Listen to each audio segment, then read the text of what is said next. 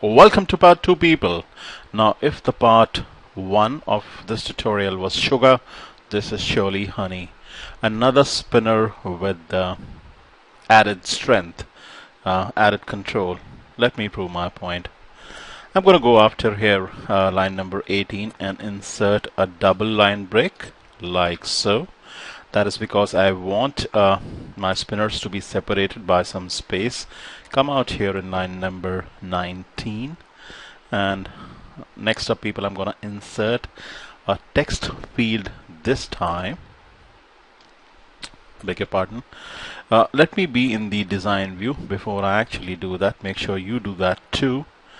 And let's say this time the ID about amount and amount out here as well. Okay, let's say okay. Let's get back to the split view. Cool.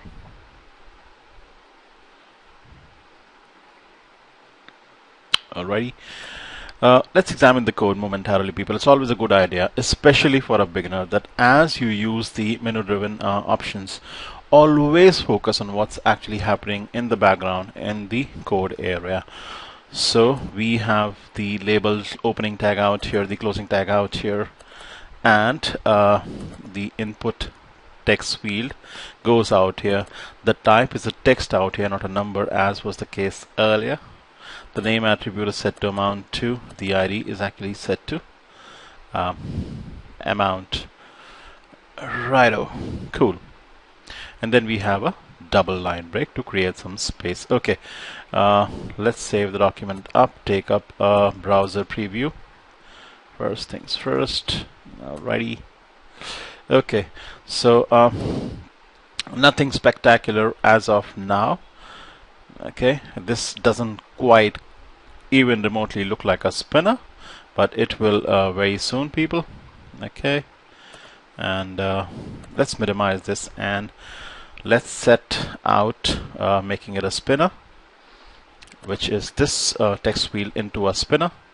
Let's turn it into a spinner. Okay, the next thing that I would like to do, people, is to use CDN or Content Delivery Network, basically a set of URLs which are gonna reference the needed jQuery and jQuery UI packages along with a theme and a bit of CSS. I'm gonna go out here where we have the title tag, hit enter, push in or paste in the CDNs. In fact, let me be in the code view. Okay, now let's separate line number 10 and 11 so that I can clearly explain what's going on out here. Okay, notice, people, that using the link tag, I'm referencing a URL which is actually responsible for the theme. It's actually a CSS file. Now this theme determines the way your spinner is gonna aesthetically, cosmetically look. Okay, then we have a couple of script tags. Again, you can see that the SRC here, the source attribute, is set to a URL which is referencing jQuery 1.9.1.js JavaScript file and 1.10.3 /jQuery UI.js. So we have the jQuery UI and the main jQuery latest version being referenced out here, being fetched or summoned out here in line number 8 and 9.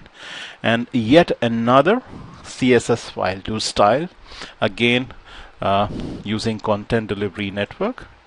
I'm specifically not using a physical file that's present on my hard disk or on my server, but these all files have been uploaded to or actually kept remotely on a different server, and we are fetching them using either the href or the src attributes. Cool. Okay, then obviously we have the style tag, which is going to target our spinner as well as the class Sunny. Okay, now this class dot UI spinner is specifically going to target the spinner that we're going to make right now. Okay, very cool. Let's take up a preview right now to see if there's been any change at all. Let's bring up the browser. Let's refresh. Well, none so far, but it will start taking effect very soon. Let's get back, and immediately after line number 10 and before the embedded or the internal style, I'm going to go out here. I'm going to push in opening and closing script tags with the type attribute set to text JavaScript. Okay. And then people, I'm going to code out. I'm going to say the $ document dot ready. So when the document is actually ready, when the DOM has initialized, then carry out an anonymous function which is going to look like this. It's going to target the input text field which has an ID of amount. Okay, and the way to do that will be, so just put the $ out here. Okay, and then hash amount. Okay, dot spinner. In the in the simplest form, the spinner will should look like this, and a semicolon. I'm gonna save file and a save, and then bring up the browser. Let's refresh to see if there's been any change at all, and there's been a lot of change, people. The theme, the sunny theme, has been applied. You can see the curves have taken place. You can see the default icons have appeared out here. So this is font size 14, simply because of the style that we had created, which was out here. You see this class .ui-spinner is actually affecting the spinner that we have created. So it's so very simple, people. Just target the text field with the ID, in my case amount, in your case it could be anything else, and then use the spinner method or the spinner function in the format that I've used in front of you. It's so very easy. Now people, I'm actually ready to insert additional optional parameters. Let's start with the first one, which is step. So a step of 10. Let's say file and a save. Let's bring up the browser and let's refresh. Okay, and see that every time I increment or decrement, it does so by increasing or decreasing the value by 10. Put a comma out here, push in yet another additional optional parameter, and this one is going to be min, and let that be a 0. Push in max, and let that be 1,000 or whatever. Okay, so people, these whether it's step, whether it's min, or whether it's max, these are all additional optional parameters. Let's see that in action first before we proceed. Okay, let's get the browser back, and let's try to go under 0 into a negative value. I can't, and let's increment. And you see 1,000 is the max that I can actually go. Very cool. Now people, I'm gonna push in yet another additional optional parameter, and that's called incremental. It's a boolean, or call it boolean. I'm not so sure how you're gonna pronounce it or how it should be pronounced. And let's give it a value of, let's say, true. And let's save things up, and let's see what difference does it actually make to things. Let's bring up the browser, let's refresh, and see people, the speed at which we are able to increment or decrement is going to vary when we either keep it true or false. We're going to compare the two, and let's start. So that's a 1, a 2, a 3, a 4, a 5, something, something between 4 and 5, right? And let's go down 1, 2, 3, 4, so near about 4 to 5 seconds, right? And I'm gonna set it to false, and let's see what happens now. Okay, let's bring the browser up, let's refresh, and let's change it now. So 1, 2, 3, 4, 5, 6. So if earlier it was around 4 seconds, now it's around 6 seconds. Let's go down. 1, 2, 3, 4, 5, 6, 7, around 6 seconds. Okay, so when I actually make it false, you see the time that it takes to drop down to the base or hit the ceiling is actually more than when it was actually true.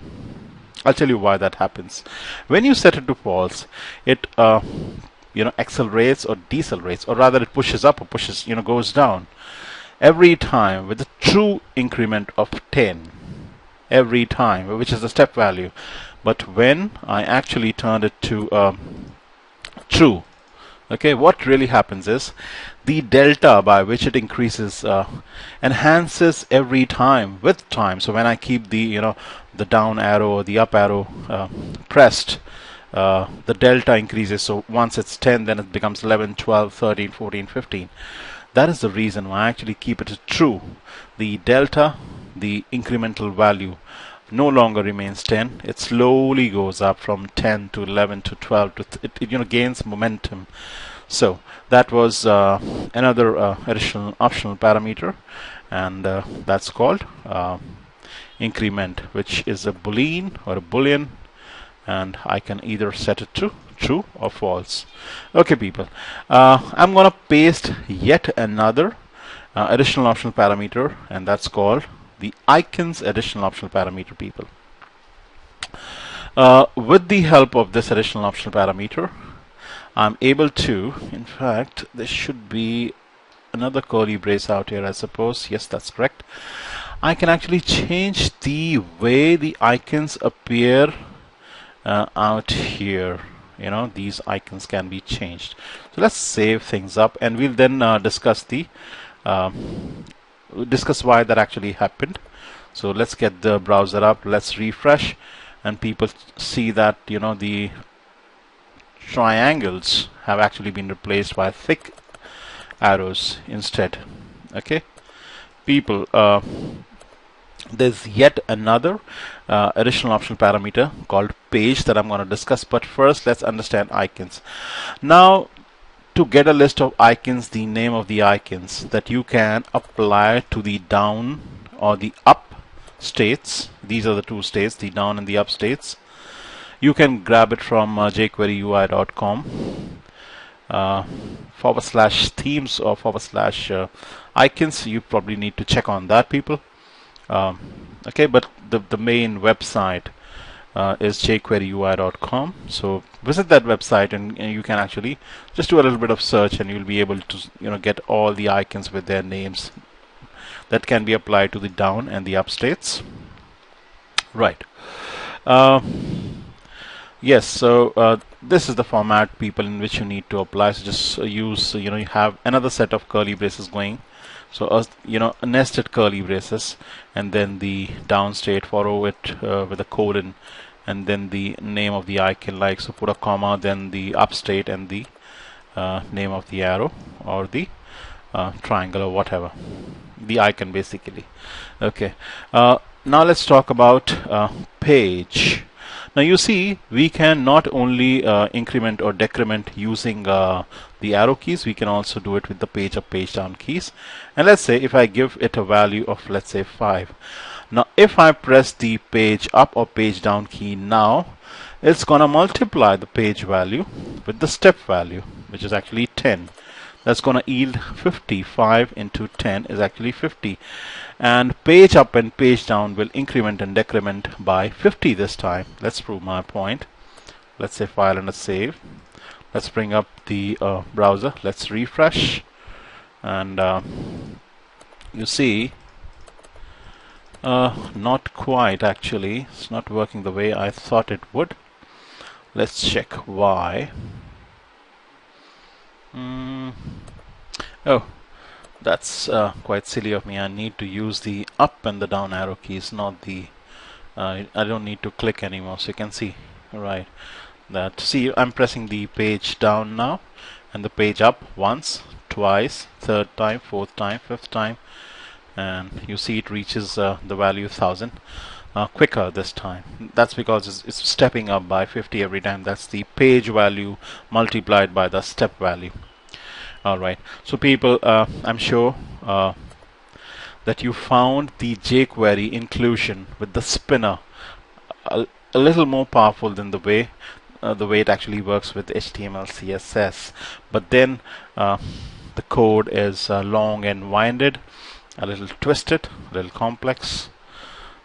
So people, quite clearly, if the earlier one was simpler, this, although is a little more complex, gives you additional control. So people, I hope you enjoyed both these tutorials, and I also hope that you'll keep coming back for more and more tutorials from me. You have a good day. Bye bye. Peace.